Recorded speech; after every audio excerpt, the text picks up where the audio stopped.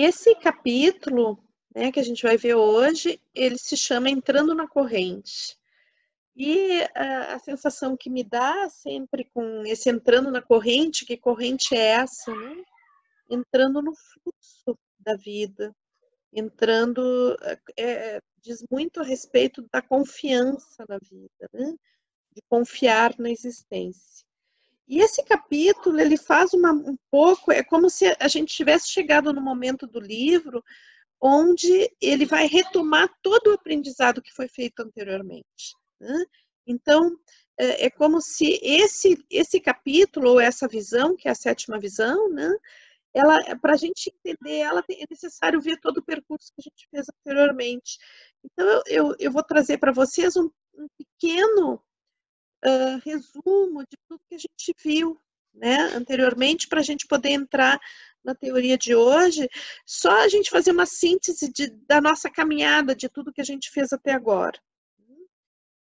Então, a primeira coisa que a gente viu, né, foi a questão da sincronicidade, né, das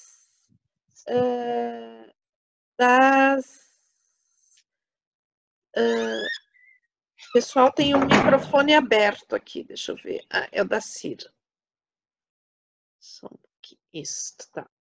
Então, a questão da sincronicidade. Então, a proposta que o livro traz de dar atenção às coincidências, né? Então, isso que a gente chama no nosso pensamento cartesiano de coincidência, né? O livro ele traz como que isso sempre vai trazer uma mensagem e isso faz parte desse fluxo que a gente vai ver nesse capítulo, né? Então, que na realidade a gente está envolvido, a nossa vida está envolvida num grande fluxo, né? Um grande fluxo de energia, um grande fluxo de consciência, de consciência planetária, de consciência da humanidade. Então, nós fazemos parte desse processo, nós temos um papel nesse processo, né? Dentro da nossa singularidade, da manifestação da nossa identidade, a gente tem um papel dentro desse processo. E que, digamos que toda aquela frase, né, que ficou um pouco chavão, assim, mas eu acho que ela é interessante, que é o universo conspira, né? Existe uma conspiração, algo que te leva a esse fluxo, desde que tu esteja atento e disponível a manifestar a tua contribuição para essa elevação de consciência humana, né? Então, esse entendimento que todos nós estamos aqui para ajudar nesse processo que é mundial, que é total, que é da humanidade, né? Esse processo de consciência da humanidade que se dá através dos indivíduos, né? Das pessoas, é a gente que constrói a história. Então, essa história, essa teleonomia, né? Essa coisa, esse caminho que a gente está indo, ele que rumo a uma maior espiritualidade, rumo a uma consciência mais ampla da vida, ele é construído por cada um de nós e existe, quando a gente entra nesse fluxo, a gente começa a ser favorecido. E os fenômenos de sincronicidade têm a ver com esse favorecer esse fluxo. Então, só que para isso a gente tem que retomar, né, uma visão da vida enquanto mistério, né? Então, a visão mecanicista, ela nos trouxe uma visão muito pragmática da vida, né? Então, onde é muito imanente, né? Então, ela vai ver as coisas dentro da praticidade, dentro da comprovação científica, deixando, não que a comprovação científica seja ruim, ou a própria ciência seja ruim, né? Mas existe um nível das coisas que é difícil explicar racionalmente, ou mecanicamente, ou cartesianamente, né? Existe um nível da realidade em que essas explicações racionais, mecânicas, elas não têm, a gente não vai conseguir entender a realidade se a gente só vê o mundo dessa forma.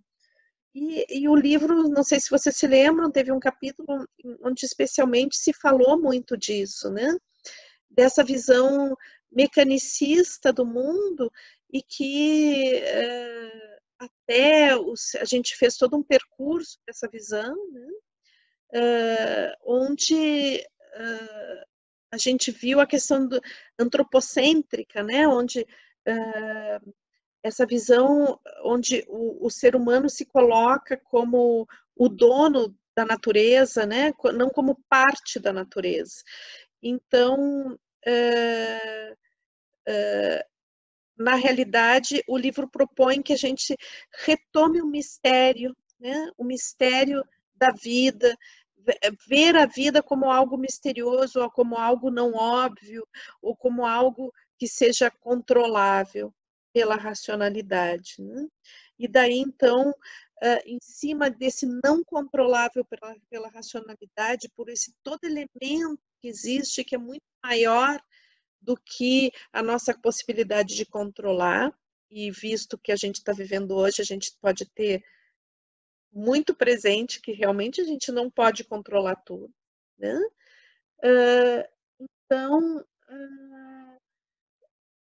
é um convite, né, para que a gente tenha uma percepção da vida a partir dos nossos sentidos, a partir dos nossos sentimentos, retomar essa percepção mais sensível da vida, saindo da pura racionalidade.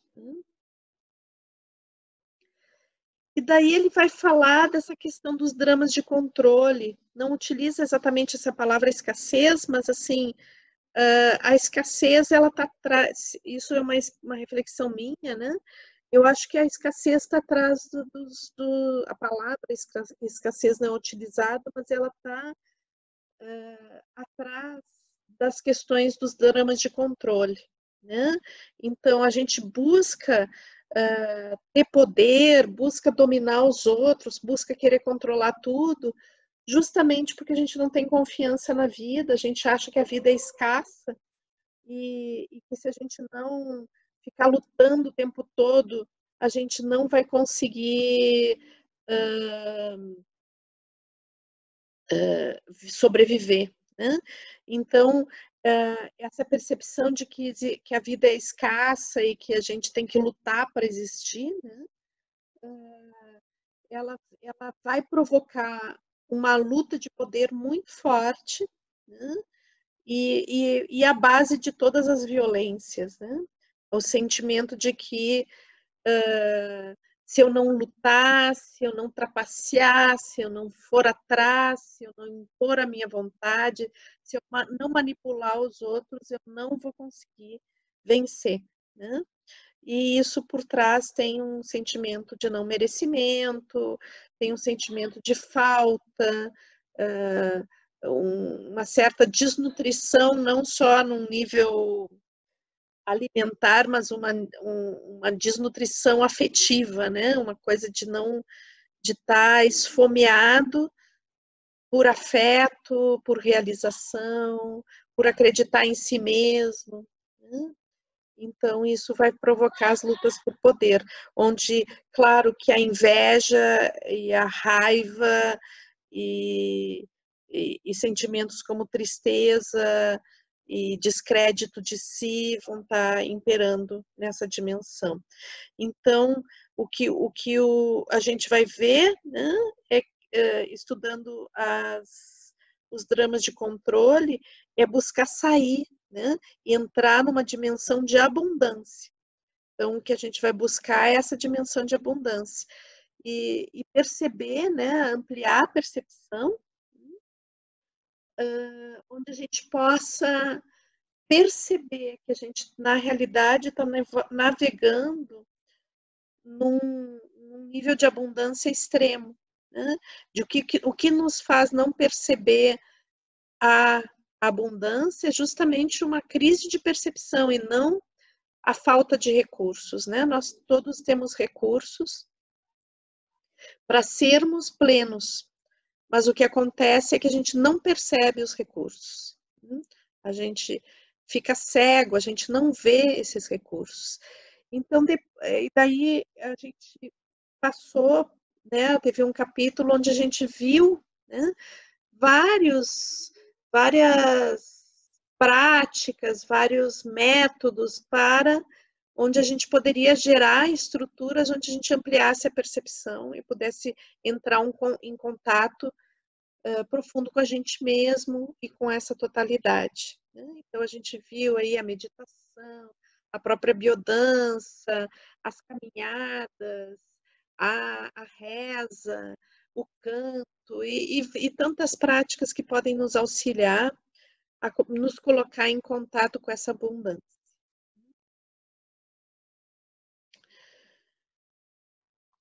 Então, e depois a gente entrou mais profundamente na questão dos dramas de controle, né? E que foi o que a gente fez nesse capítulo agora que vocês estavam relatando, né? Então, é poder abandonar os dramas de controle e ver o que tem por trás desses dramas de controle, né? Quais são as pessoas por trás do drama de controle e o que a gente aprendeu com essas pessoas e não com o drama, né? Porque apesar de muitas vezes as relações familiares estarem completamente dominadas pelos dramas de controle, né? E a gente está imerso dentro desse drama de controle, na realidade existe algo atrás disso, né? Então o convite era desapegar dos dramas de controle e ir atrás. Quem são essas pessoas que estão atrás desses dramas de controle? O que elas significam? E como elas compuseram a nossa existência, né? O que a gente tinha para aprender com elas? Por que elas são pessoas tão importantes na minha vida, né? Como elas compuseram a minha história, né? Para gerar quem eu sou. E daí a gente entra, né, no capítulo de hoje, né, que é entrar no fluxo, confiando na revelação do nosso propósito, né, que existe um fluxo energético, um fluxo que nos leva a revelar quem somos. Mas para isso a gente tem que estar numa dimensão de se conectar com essa dimensão de abundância e confiar. Então, agora a gente vai entrar de fato no capítulo, né? Que a gente estava fazendo uma revisão de tudo que aconteceu para chegar até aqui. Então, qual é esse fluxo, né? E esse fluxo, o livro coloca muito explicitamente que é o amor, né? Mas daí a gente vai ver que muitas vezes a gente tem um conceito do que é o amor, né? Que é um pouco, que é uma confusão que a gente faz do amor com os dramas de controle. Eu já falei para vocês, né, que eu trabalhei com alguns grupos em casas, essas casas onde as mulheres se refugiam quando tem violência doméstica, né? E eu acho que eu cheguei a relatar para vocês que muitas vezes eu fiquei assim um pouco chocada de perceber que para algumas mulheres o que eu chamo de violência elas chamavam de amor, né? Então, às vezes, uma pessoa que vê que foi criada dentro de uma estrutura de muita violência, né? Ela estranha quando não existe violência, e porque é como se sem violência não existe amor. Então, é uma fusão que existe entre a palavra amor e a estrutura de luta por poder, né? Então, na realidade, o livro nos coloca que o amor não tem nada a ver com isso, né? Que o amor é esse fluxo que nos coloca em conexão com a abundância, né? Então, a partir do momento que eu estou conectada com a abundância da vida, eu estou no amor, porque na realidade o amor é a energia na qual a gente está navegando, né? Na qual a gente está navegando, onde a gente está imerso, a gente está dentro do amor, né? A gente está cercado por amor. Só que às vezes somos incapazes de perceber isso. Então, o segredo não é exatamente encontrar o lugar onde está o amor, mas é simplesmente conseguir percebê-lo. Então, o amor é a emoção de fundo quando entramos no fluxo que revela o nosso propósito.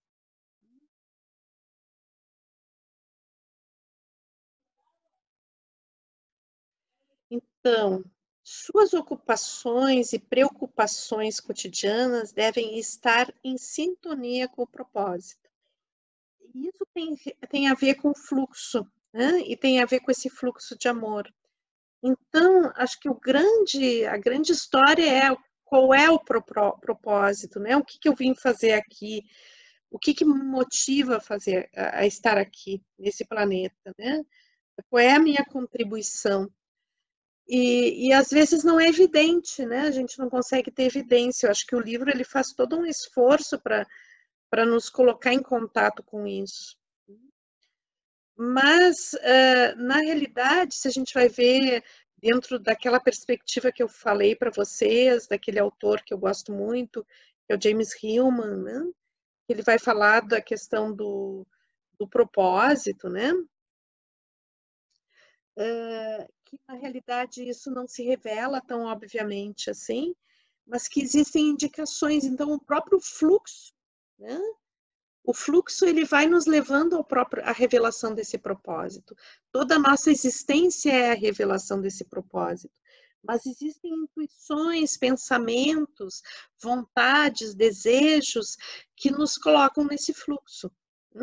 E quando a gente contrapõe, a gente não acredita na gente mesma, a gente não acredita naquilo que as nossas intuições, naquilo que a vida vai nos mostrando a respeito de nós mesmos, quando a gente desacredita da gente, quando a gente se impõe coisas que a gente não gosta de fazer, quando a gente se impõe relações que nos maltratam, é como se a gente fosse se afastando desse propósito e afastando do próprio fluxo. Isso vai tornando a vida muito difícil, né? O peso da vida, o esforço para viver, ele tem a ver com estar fora do fluxo do propósito, né? Do seu próprio propósito. E daí é muito interessante porque quando a gente viu toda essa visão familiar, né? Se a gente for voltando na nossa história, existe também um fluxo que é da própria família da gente, um aprendizado que tem a ver com a nossa família. Então, que vem geração após geração se fazendo. A gente pode ver, quando a gente olha para trás, uma relação também de traumas e de dificuldades que vem se perpetuando na nossa família. Mas também a gente pode ver um aprendizado que vem se fazendo ao longo da história das gerações. Curar a ferida que é familiar, né? A ferida que vem através dessas gerações, que vem através dos dramas de controle, que essa família vai nutrindo, mas, por outro lado, também ver qual é o aprendizado, o que tem por trás dos dramas de controle de toda essa história familiar e de toda essa repetição. O porquê se repete tantas coisas e o que tem que ser aprendido, né? Pode ser muito revelador, porque, na realidade, existe um fluxo que é um fluxo maior do que de cada indivíduo. E nesse fluxo, a nossa história familiar, ela faz parte de um aprendizado que é maior que o aprendizado do indivíduo que somos nós. Então, se você tiver clareza do que busca, surgirá uma orientação de forma intuitiva, né? Então, daí esse capítulo ele também nos convida, né, a estar atento, a estar atento ao fluxo, né, ao fluxo da nossa intuição, ao fluxo das coisas que acontecem, ao fluxo da sincronicidade. Então, às vezes a gente está buscando muito ter resposta sobre as coisas, né? Ah, eu quero ter uma resposta. Por que aconteceu isso agora com a humanidade? Eu quero uma resposta, né? E talvez não seja tão importante a resposta, né? Mas é a pergunta, qual a pergunta, qual é a questão que existe atrás da minha existência, né? Saber fazer a pergunta talvez seja mais importante que a resposta, né? Então, qual é a questão básica que me move, né? Essa questão vai me levar. Qual é o aprendizado que eu tenho que fazer na minha existência? Essa questão, essa dúvida, esse querer saber algo é que não vai me colocar no fluxo. É o que vai me fazer encontrar várias respostas, não apenas uma. Então, a importância da intuição, né? A importância porque a intuição é um tipo de inteligência que foi muito negada pelo mecanicismo, né? Então, a racionalidade vê a intuição como uma bobagem. E o livro nos convida para retomar a intuição como uma inteligência superior, uma inteligência que nos dá uma, uma, uma direção muito refinada para a nossa vida, né? Então, só que para isso é importante a gente reconhecer o que é uma intuição e diferenciar do que seja simplesmente um pensamento. E é muito interessante que, então, ele vai trazendo algumas coisas para a gente estar atento, né? E podem ajudar nessa questão dessa resposta dentro desse fluxo e da própria intuição. Então, ele traz a questão do devaneio, né? O que é o devaneio? É um pouco a gente sonhar acordado, quando de repente a gente está fazendo algo e tudo para e nos vem imagens e a gente se transporta para um outro mundo que não tem a ver com aquele do aqui e agora do que a gente está fazendo naquele momento. Então, ele convida a gente a ficar muito atento às imagens do devaneio, né?